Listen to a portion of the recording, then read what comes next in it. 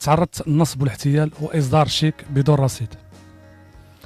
كنت حطيت واحد الاعلان في الفيسبوك، يعني كنت باغي ندير تجاره. انا الدومين ديالي كنخدم في البني، يعني انا حريفي كندير هادشي ديال البني.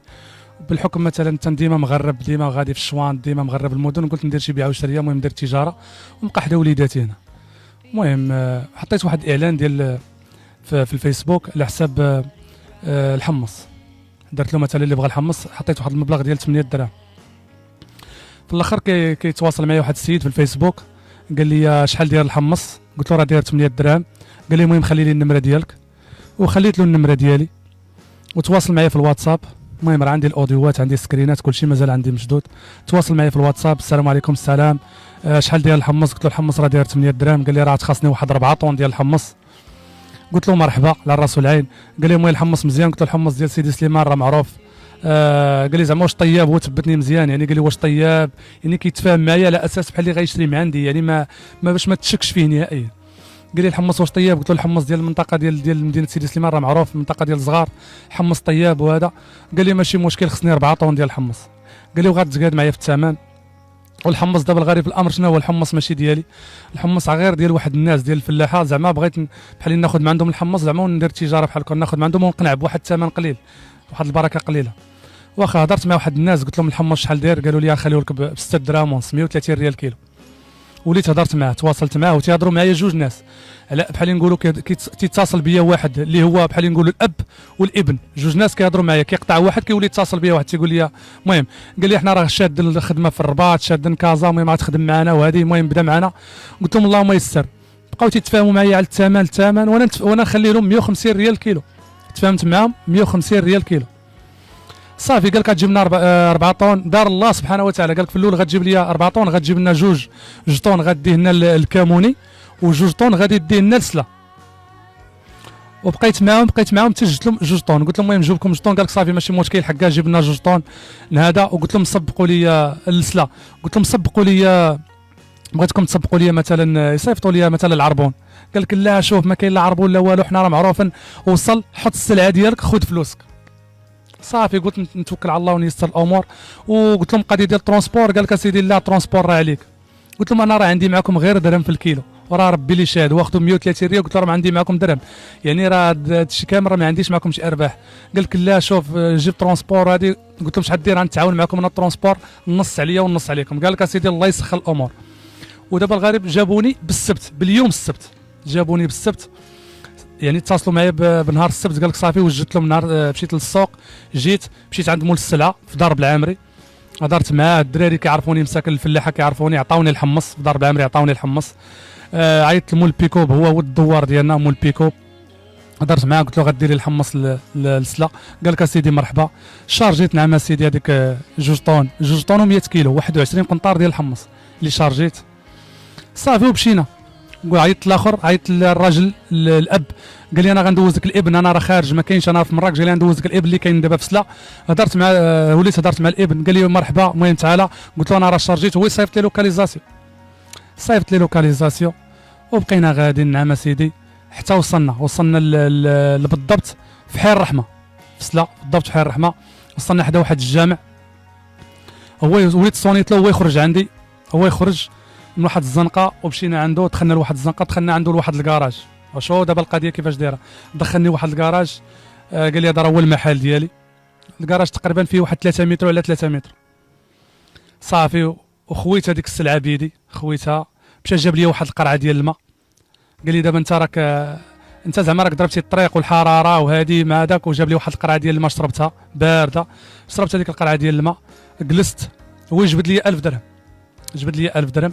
هذيك 1000 درهم ديال ديال مول الترونسبور، ديال مول بيكوب، ديال مول البيكوب اللي غنخلصوا. شوف شو القرايه ديالو هو كيفاش قرا الله اعلم، باش ما يسكت عليا داك مول البيكوب، باش ما زعما شوف شنو قال، نسكت من البيكوب باش ما يهضرش ولا الله اعلم. المهم عطاني هذيك ال 1000 درهم، خلصت مول البيكوب. هو يقول لي حسب الطوطال ديالك شحال داير. صافي وانا جبت كاليكاتريس. انا مثلا انا راه مازال كنتسنى باش غيخلصني مثلا الفلوس، غيعطيني الفلوس ديالي. جبت التليفون كنحسب القنطار ب 750 درهم القنطار، ب 15000 ريال القنطار، 21 قنطار. حسبته جاب 1,5 وشي حاجه، وعطاني هذيك 1000 درهم، بقات 1,500,000، 15000 درهم. صافي قلت له راه بقات 15000 درهم. هو جبت الشيك، قلت له مع من تشاورتي يا شريف؟ قلت له انا راه فلاح، وهذا الحمص راه واخدهم عند الفلاحه ما تعرفوا لا شيك لا والو. قال لي لا شوف الفلوس راه في البنكه موجوده، واليوم السبت من غادي نجبد لك الفلوس ديالك وكي غندير نجبدها، وهذه شوف نهار الاثنين سير دفع شي. قلت له لا راه الناس داير معاهم السبت، انا خصني تعطيني الفلوس ديالي ونعطيها للناس. قال لك لا شوف الفلوس موجوده صافي، وانا ضغط بيني وبينكم ضغط، حيت اول مره غادي ندير التجاره ما عارف الصراحه الله ما عارفش، وصافي والشيك عمروا لي دار لي المبلغ سيناه عطاه ليا. قال لي نهار الاثنين دي الشيك للبنكه. صافي بيني وبينكم جيت وجاي في الطريق وما صراحه الله ما مرتاحش، جاي وما مرتاحش والله ما جاني النعاس لا السبت لا حد، لا يعني ما جانيش نعاس نهائي، ما كنعش. حيت على الحق هضرت مع الوالد قلت له الوالد اشنو وقع لي؟ قال لي وليدي الخليفه على الله با صراحه الله عرفها. وليت تعاودت معاه تنقول له، قال لي شوف دابا الغريب في الامر شنو هو، ما قارنش يعني ما عارفش، ما شديتش الشيك مثلا وقارنته مع داك لاكارت ديالو، ما قلتوش عطيني لاكارت باش نقارن باش نعرف الاثبات واش ديالو ولا ما ديالو صراحه الله. صافي وجيت نعم اسيدي وبقيت تنتسنى حتى نهار الاثنين. نهار الاثنين مشيت ولا عيط ليا بالحد، قال لي غتجيب لي طونونس ديال اللوبيا وطون ديال العدس. قال لي غتجيب لي جوج طونونس ديال اللوبيا وطون ديال العدس، وقال لي غتجيبها لي 2 في الصباح. 2 في الصباح كان مازال بغى واخا. مشيت نعم اسيدي للصباح، مشيت على الصباح مشيت للبنكه نهار الاثنين، مشيت بكري انا الاول، دخلت البنكه عطيتهم الشيك، في الاخر تيقول لي راه ما كاين لا فلوس لا والو. صافي ضربني الضو وانا نجبد التليفون. دابا الخطا اللي درت هو جبت التليفون واتصلت بهم، شي كون ما اتصلتش بهم كنت غنشدو. اتصلت بهم السلام عليكم السلام، قلت له الله يرحم لك الوالدين هذاك الشيك اللي عطيتيني راه مشيت للبنكه دابا راه ما كاين لا فلوس. قال لي مع من تشاورتي؟ شكون قال لك دفع الشيك؟ قلت له الشريف راه انت قلتي لي 2 دفع الشيك وراه فيه التاريخ ديال اليوم وفيه كل شيء. قال لي لا مع من تشاورتي؟ قلت له شحال دير الله يرحم لك الوالدين؟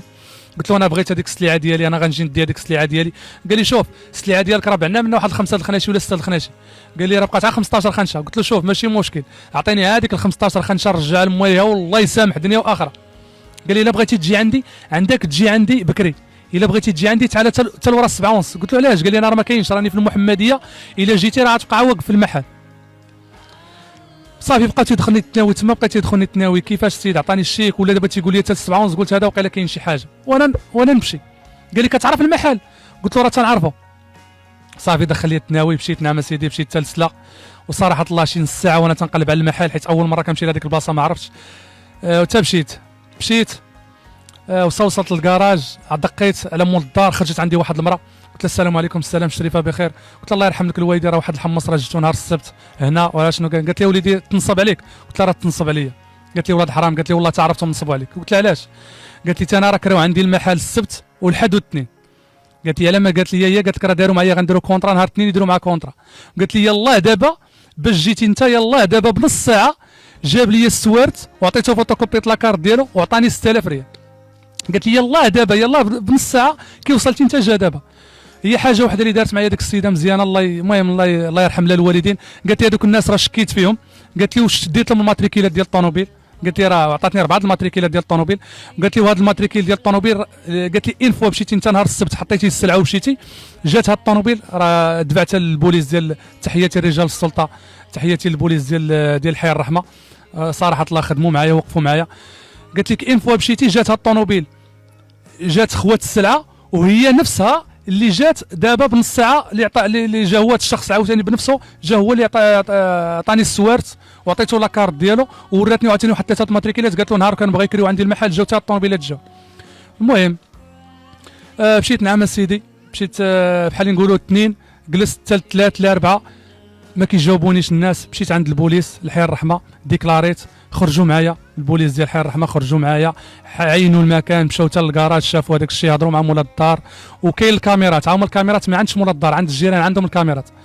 وقالوا لي دابا خصك دير شكايه عند السيد وكيل الملك. قالوا لي خصك دير شكايه عند السيد وكيل الملك. مشيت للمحكمه ديال حي السلام مدينه سلا، مشيت ليها درت شكايه وديت معايا الشيك ومشيت غندفعها. قالوا لي لا، قالوا لي خصك دير الشيك ديالك وديه للبنكه وتحطه في الحساب، مثلا تحطه في الحساب وتيردوا عليك واحد الورقه ديال ام بي ويردوا عليك عاد دير بها شكايه. ورجعت ومشيت للبنكه حطيت الحساب، حطيت الشيك في نهار 23 لدابا. يلا اليوم يلا اتصلت بيا المديره اليوم قالت لي هذيك الورقه راه خرجات، قالت لي تعال الغازي دير الورقه ديالك وهذاك الشيك. قالت لي المهم قالت لي نعطيك فوتوكوبي ودفعوا للسيد الوكيل الملك. هذا الشيء اللي كاين اخي.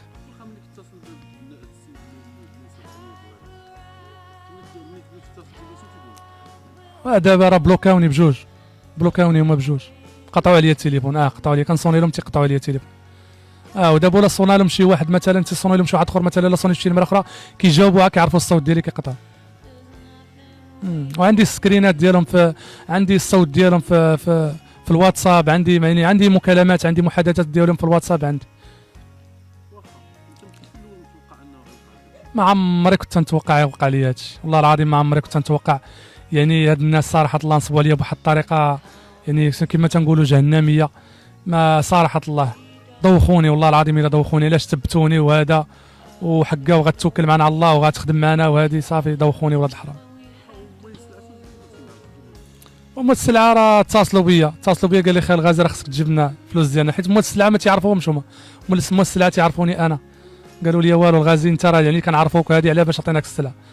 صراحه الله ناس تا هما مزيان الله يرحم لهم الوالدين، حيدوا لي واحد 1000 درهم ملي عاودت لهم القصه هذيك، قال لك غنتعاونوا معاك ب 20000 ريال ولا الضرب العامري.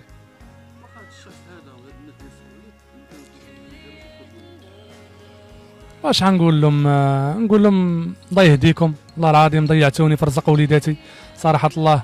وانا انسان مثلا كما تنقول لكم، انا اول مره بغيت ندير تجاره وتنخدم في البني، وهذا المبلغ هذا مثلا اللي قلت نيسر فيه الامور، نتوما كتعرفوا يعني واحد العمل شاق، يعني بالكشايف باش تجمع هذا المبلغ. يعني مليون ونص راه ماشي سهله مثلا عليا انا كمثلا كحريفي، يعني راه ماشي سهله. الله ياخذ، المهم بغيت نقول الله ياخذ فيهم الحق، ونطلب الله سبحانه وتعالى الا شافوا هذا الفيديو مثلا بغا يرجعوا لي رزقي، انا نسامحهم دنيا واخره، يعطوني فلوسي نسامحهم دنيا واخره.